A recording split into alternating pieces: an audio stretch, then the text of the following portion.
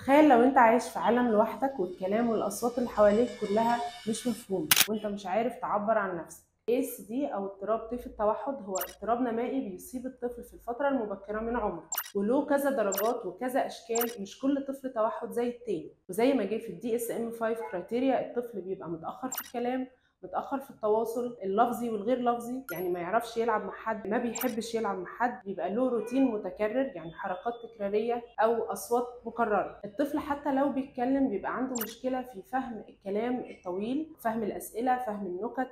الطفل بيبقى له اهتمامات مختلفة وغريبة عن الأطفال الطبيعيين. بيبقى بيحب ملمس معين، صوت معين، بيحب يلعب ألعاب غريبة شوية. وبرضه مش كل طفل زي التاني. لو في أي علامة من العلامات دي في فترة مبكرة عند الطفل لازم تستشيري طبيب تخاطب عشان يمشي على برنامج معين علشان الطفل يوصل لأفضل حالاته.